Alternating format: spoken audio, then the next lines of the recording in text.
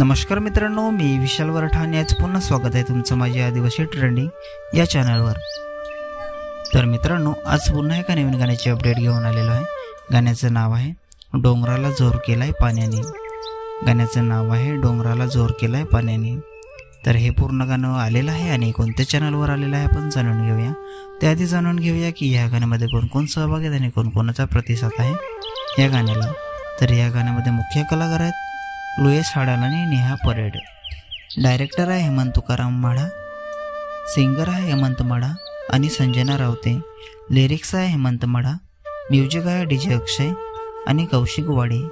DOP आहे Jayesh Kadam. Poster आहे UV बारीला।